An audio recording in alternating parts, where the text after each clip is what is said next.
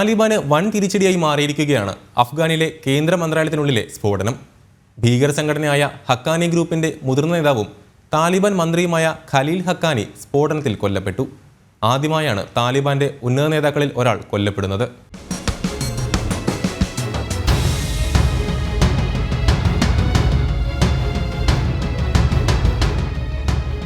അഫ്ഗാൻ തലസ്ഥാനമായ കാബൂളിൽ കേന്ദ്ര മന്ത്രാലയത്തിനുള്ളിലാണ് സ്ഫോടനമുണ്ടായത്. അഭയാർത്ഥി കാര്യമന്ത്രി ഖലീൽ റഹ്മാൻ ഹക്കാനി അടക്കം 7 പേരാണ് കൊല്ലപ്പെട്ടത്. മന്ത്രാലയത്തിനുള്ളിൽ സ്ഫോടനം ഉണ്ടായതായും ഖലീൽ റഹ്മാൻ ഹക്കാനി കൊല്ലപ്പെട്ടതായും ആഭ്യന്തര മന്ത്രാലയ ഉദ്യോഗസ്ഥർ സ്ഥിരീകരിച്ചു. 3 വർഷം മുൻപ് അഫ്ഗാനിസ്ഥാന്റെ ഭരണത്തിൽ തിരിച്ചെത്തിയതിനു ശേഷം താലിബാൻ നേരിടുന്ന ഏറ്റവും വലിയ തിരിച്ചടിയാണ് ഖലീൽ റഹ്മാൻ ഹക്കാനിയുടെ വധം. താലിബാൻ വീണ്ടും അധികാരത്തിലെത്തിയതിനു ശേഷം സ്ഫോടനത്തിൽ കൊല്ലപ്പെടുന്ന ഏറ്റവും പ്രമുഖ വ്യക്തിയാണ് ഹക്കാനി. സ്ഫോടനത്തിന്റെ ഉത്തരവാദിത്വം IS ഏറ്റെടുത്തു.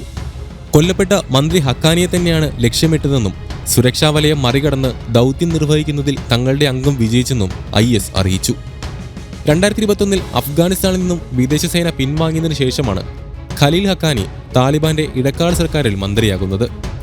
അഫ്ഗാനിലെ പ്രബല തീവ്രവാദ സംഘടനകളൊന്നായ ഹക്കാനി നെറ്റ്വർക്കിന്റെ സ്ഥാപകൻ ജലാലുദ്ദീൻ ഹക്കാനിയുടെ സഹോദരനായ ഖലീൽ ഹക്കാനി താലിബാനെ വീണ്ടും അധികാരത്തിലെത്തിക്കുന്നതിൽ നിർണായക പങ്ക് വഹിച്ച ഒരാളാണ്. 1995 മുതൽ താലിബാന്റെ ശാഖയാണ് ഹക്കാനി നെറ്റ്വർക്ക്. ഹക്കാനിയുടെ മരണം വലിയ നഷ്ടമാണെന്ന് താലിബാൻ അറിയിച്ചു.